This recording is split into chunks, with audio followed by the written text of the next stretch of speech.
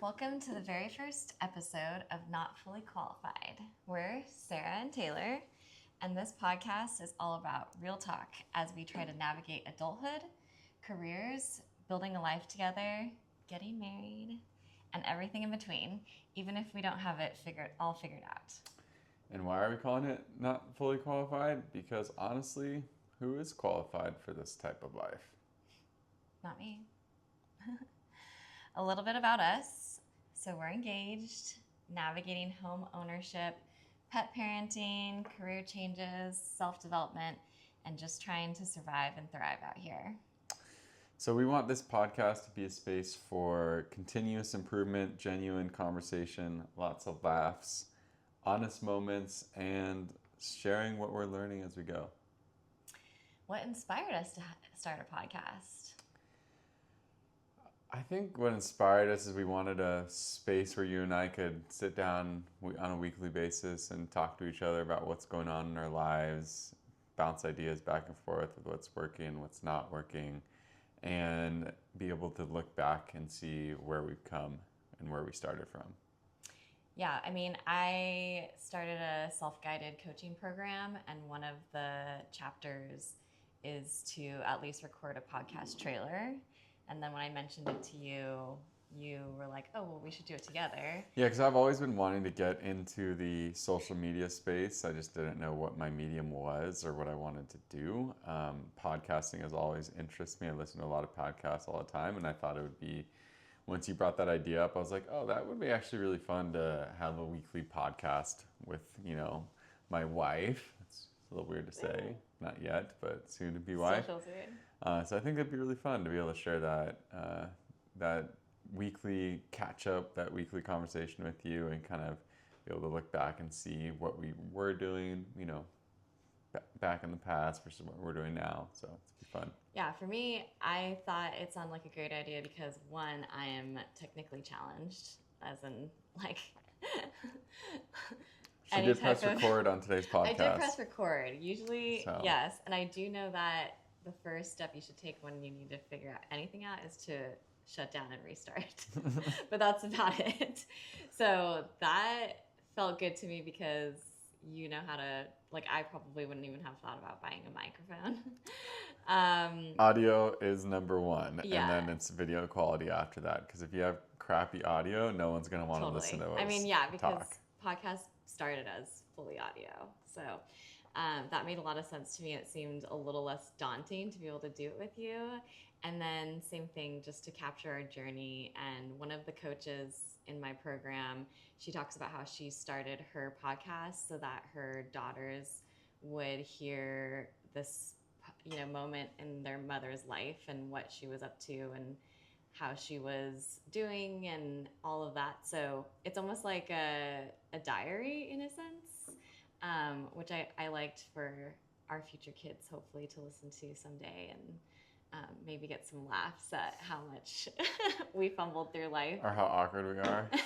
Yeah. How cringy we are. Oh, yeah. They'll think we're super cringy and not want to listen, but it's okay.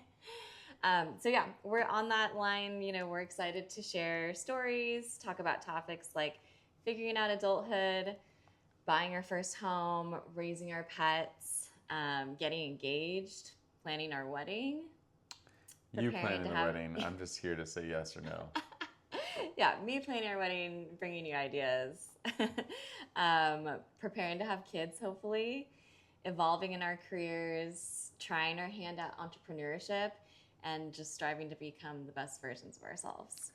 So strap in because it's going to be a wild ride. Hopefully, wild, bumpy ride, but hopefully not a lot of bumps and bruises along the way. Yeah, hopefully a lot of fun along the way. So today we're kicking off things with a big recent milestone, which was our joint bachelor-bachelorette party.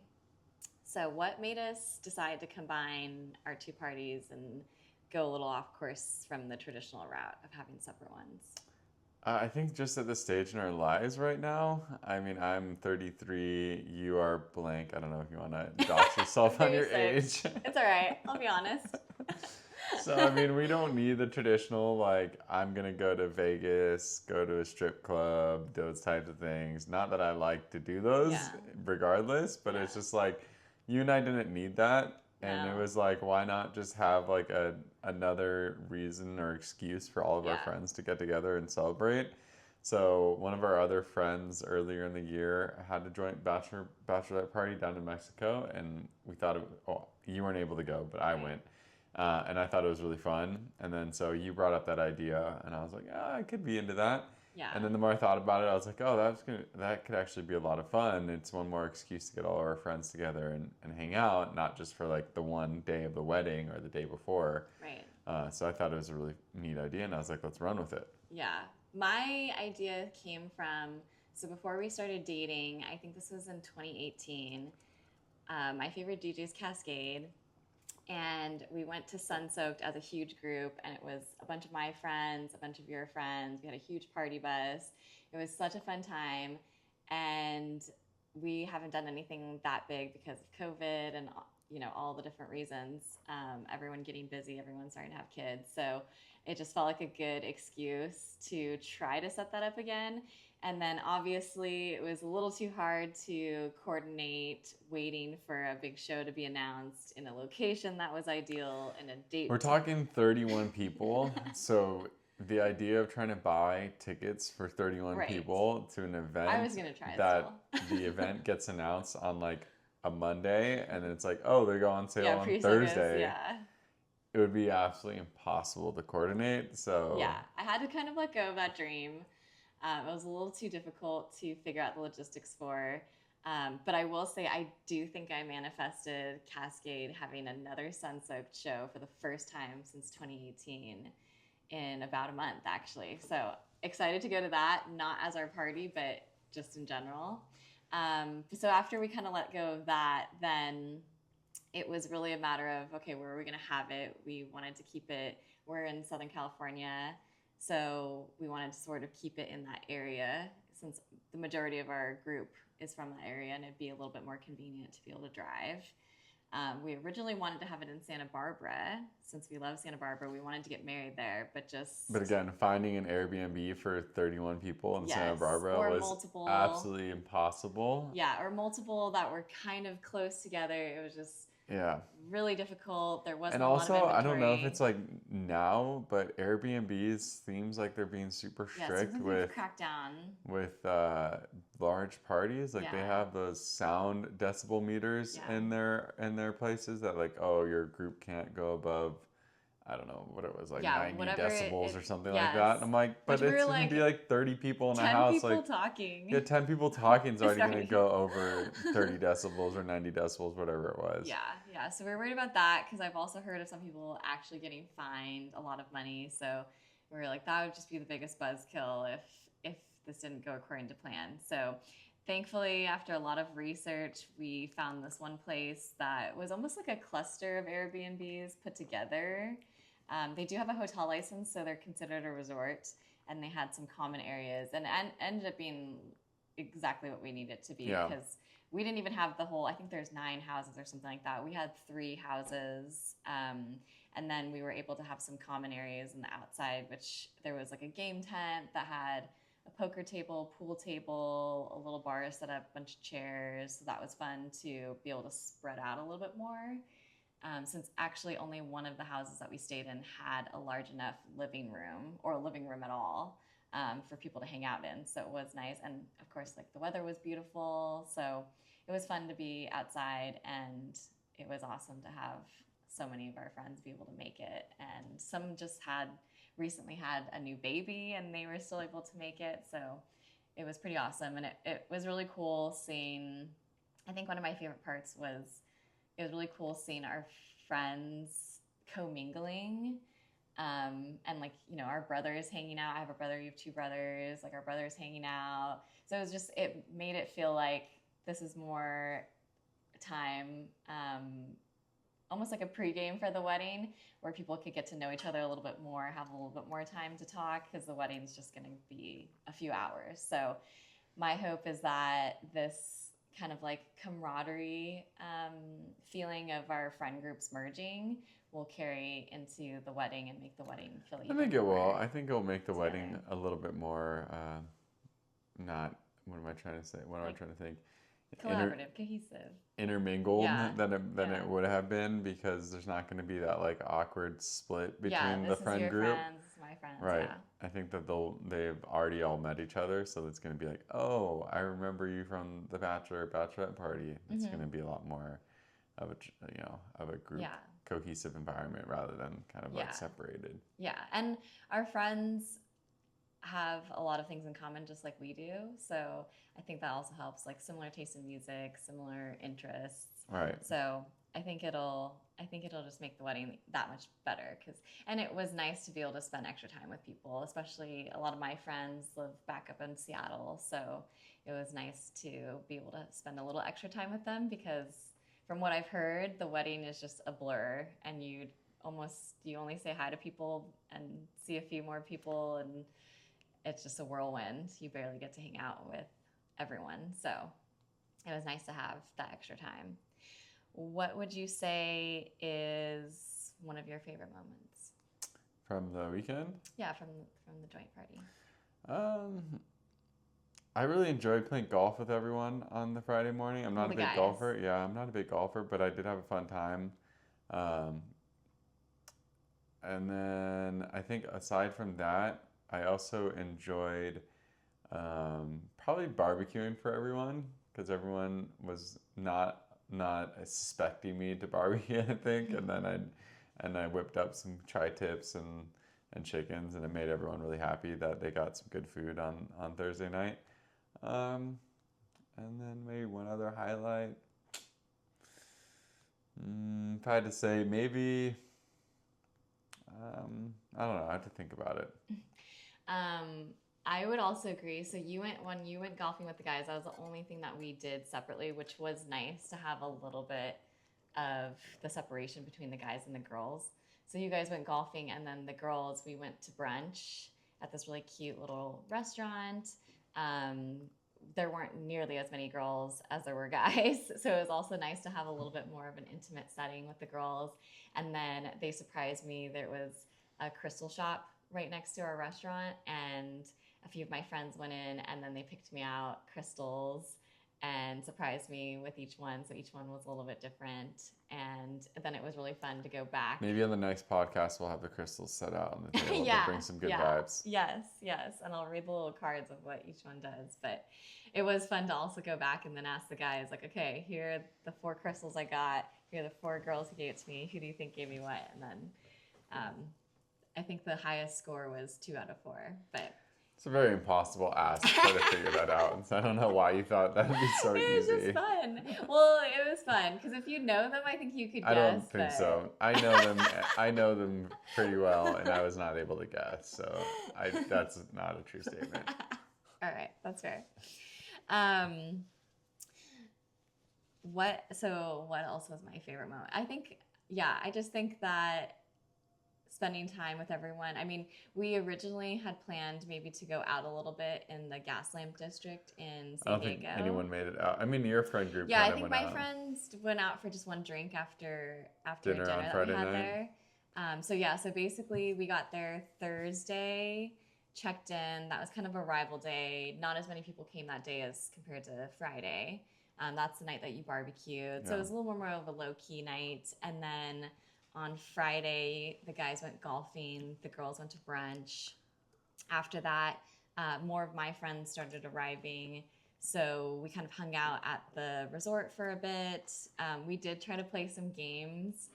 So we played like Flip Cup, and we had one of my friends facilitated like a trivia game, basically, for between the two of us, who's the best dancer, who's the best cook. Yeah, and it's really funny. Like Sarah and I gave all the answers to her friend beforehand, and as she was reading out the answers, there was an uproar in the friend group. Very controversial. Very controversial because some of the answers are like, no, there's no way that that's the case. And then so Sarah's funnier. Sarah's friend had to be like the mediator and be like, guys, they gave me the answers beforehand. Like, I'm not making these answers up as I'm going. Like, They were starting to get upset with her, and she had to be like, I didn't even answer these. It was kind of funny. I was flattered that people were fighting for me for certain things. Sarah's a better cook or Taylor's a better cook. So that was pretty funny. And then there were more games, but it got a little bit more difficult to wrangle the group. Once a day started going on, and I think we had focus for about an hour for games. So and as soon as we hit like the hour games. As soon as we hit the hour mark, focus is elsewhere. Yeah. People were kind of like, people were chatting. I just want to drink and talk and hang out. Yeah. And then we went to an Italian restaurant that night in Gaslamp, which I felt a little bit bad for their staff because they gave us the upstairs room. And it was really nice because they didn't charge us a food and beverage minimum or room rental. But it didn't necessarily seem like they were used to either groups our size or as boisterous of groups our size. I don't think they're ready for a table of 31 people. So we had like one server and then a few runners, and they would come by with the food, and it's so loud because we're just in this confined space, and they're like, who ordered the spaghetti? Excuse me. And like, first of all, like, they don't, like, okay, I mean, most normal restaurants assign a table, when you sit down, each seat has a number associated to them. Right. So, I mean, it would have helped if they would have done that because a little more organized. But it was literally like the waiter one waiter took an order for 31 people, which took 20 minutes or 30 minutes to take everyone's order. So there's design flaw number one. There definitely should have been two waiters taking orders. And the design flaw two was, they didn't have a number system for the table. So when the runners came in with the food, they were just like not knowing where to put the meals. Right. And they're just being a little too polite, like not wanting to interrupt everyone, but actually needing to get people's attention because it's just way too loud to hear anything else. So then one of my friends, she used to be a kindergarten teacher, and she had to be like, 1, 2, 3, look at me, or eyes on me. Yeah. And then help with for every single plate. And then they dropped a few.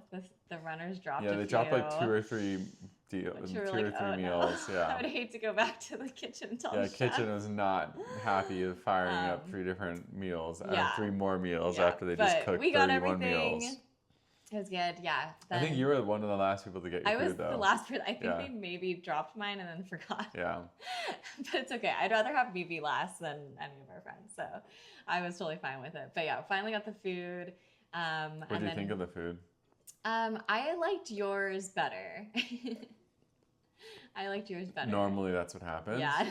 Every single time we go out to dinner, Sarah's always like, can we split this, please? And I'm like, I really don't want to split it because I know what I'm getting is going to be good. And I would say more times than not, you end up wanting my dish over your dish. Okay, but then we know. Because we've tried. Yeah, but then I only get to eat half of the good dish. And I'm like, I wanted the whole dish, not half. Okay, because who's with me? Like, it's like, especially if you're trying a new restaurant, you kind of want to try variety. So I don't want to just order. Not really. When I go to a new restaurant, like, I know, like, I like steak. I like this. I like that. I don't really like this. So why am I going to try it? I like a variety of things. That's why I like to find out. But I know what I like. Yeah, but sometimes you have learned from me ordering other stuff that there are other things that are better. Not often. Or just as good. Not often. Or just as good. But I would love to take a poll of who agrees with me that partners should order multiple things so you can try more things, or if people agree with you. They'll probably agree with me. Let me know in the comments. Do you like to share dishes when you go out to dinner, or do you like to order your own because you know it's going to be good? Yeah, great question.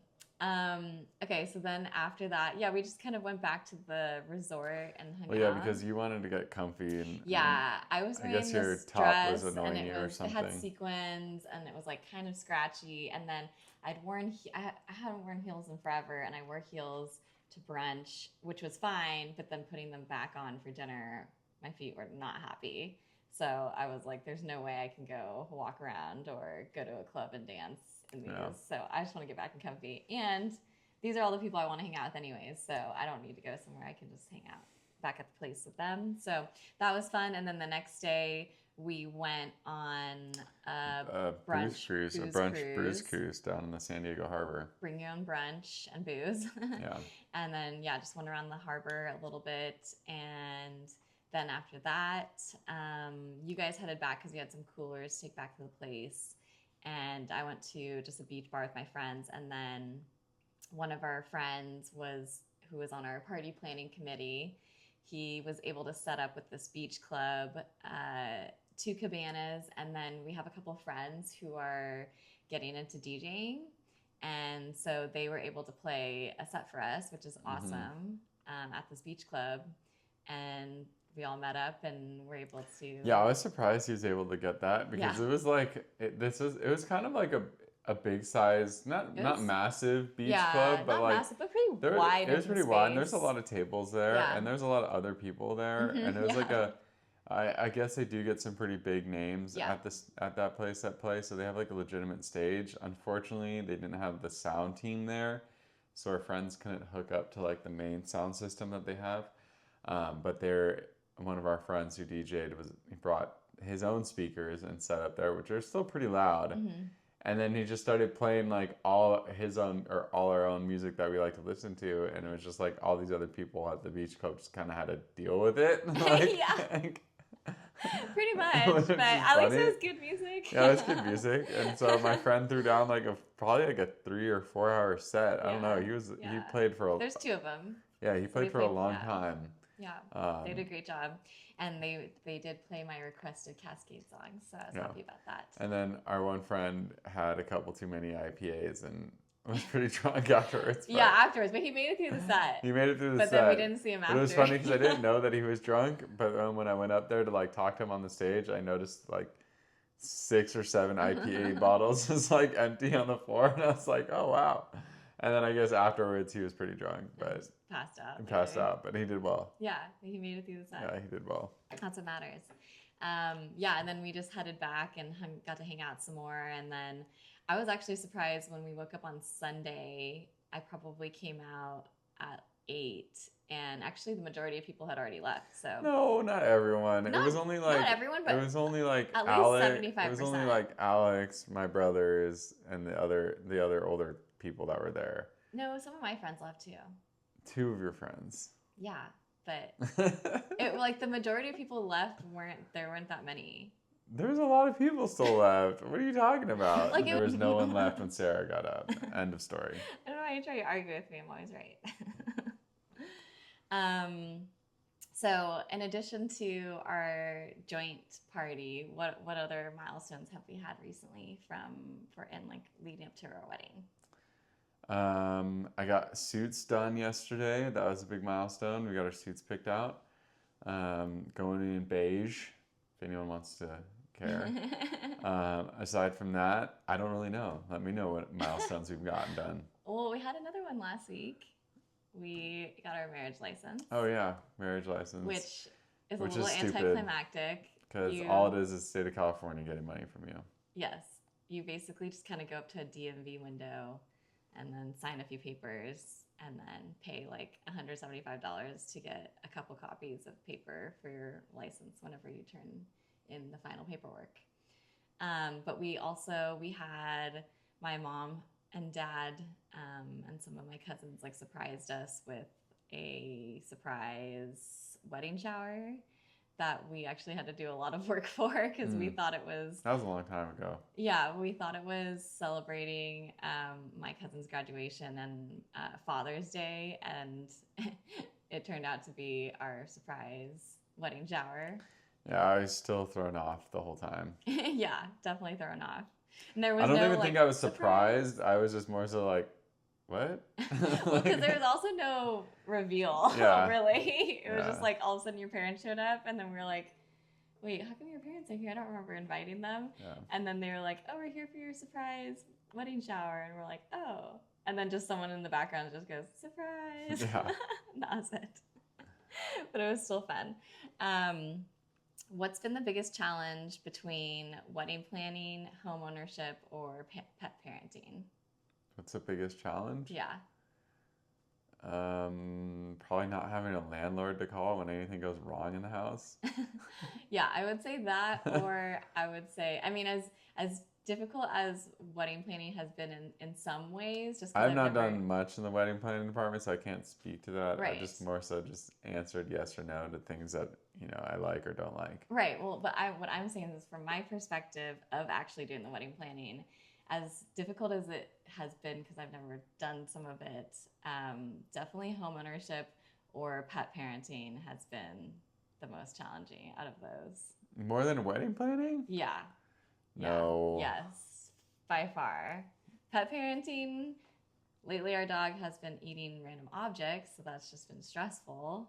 So that, because it's a little bit more out of your control, I think, is why it feels more challenging. And not being able to communicate and speak to them and find out what's wrong is more challenging. And then home ownership, just as soon as something else gets fixed, something else breaks, and not The necessarily. freaking ants. Yeah, yeah. The ants are back. We've had carpenter ants in an oak tree behind our house in our backyard, and we had pest control come, which was a total scam. They came several times, didn't do anything. It's a scam. We ended up looking on It's a AI scam. and got rid of one of the nests. The only time I'll pay for pest control services is if I have like a massive issue, like a massive rodent infestation or something that I can't fix. That's when I'll call the pest control, but Yeah. it's a scam. Yeah, because Just buy the ingredients online and do it yeah, yourself. because we were able to get rid of the nest in a matter of days. Yeah. When we actually looked it up and did, followed what AI told us to do. However, it looks like either they moved or a different colony. I think it's started different because up. they don't really look They the do look same. a little The smaller. ants are a little bit smaller than compared to what they were. Yeah. So we're trying it out again. Hopefully we can get rid of them on our own.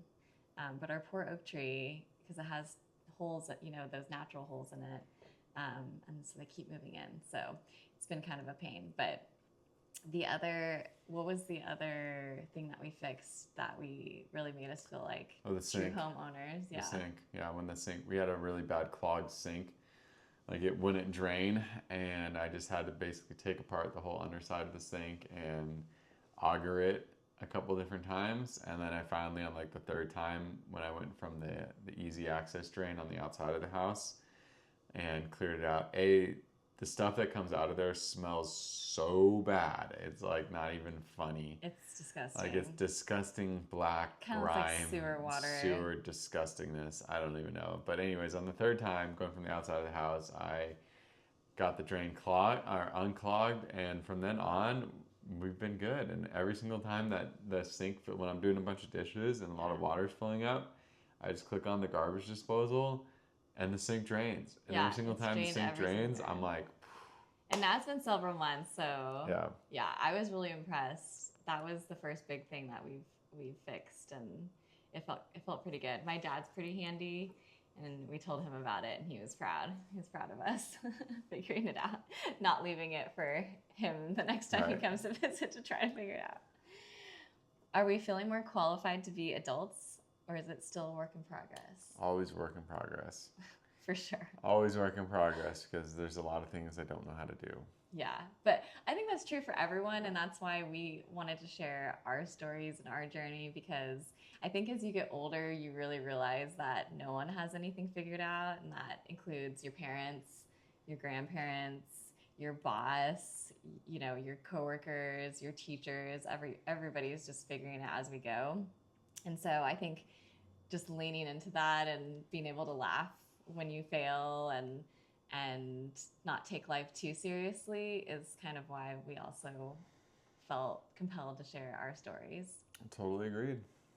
So coming up this season, stories from our adventures in buying and maintaining a home, pet parenting lessons, tales from getting engaged and wedding prep, figuring out if and when we want to have kids and how to prepare, which sounds like the next biggest adventure, career pivots, personal growth journeys, and more. So we'd love to hear from our, hopefully, a lot of listeners. If you have any comments or questions. Shout out to the day one listeners. Comments or questions, about us or about what we're trying to do, please let us know in the comments and we'll be sure to answer them. Yeah, or if you just have any funny fails, send them our way. We'd love to read them and share them live. So we're also inviting listeners to send in their stories or questions because we're open to talking about anything. That's it for our first episode. If you enjoyed it, subscribe, leave a review, or just tell a friend who might need a laugh.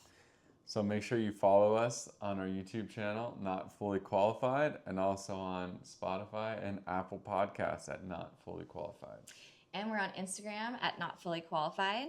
Let us know what you think or what we should tackle in future episodes. So thanks for tuning in to Not Fully Qualified, where none of us are fully qualified.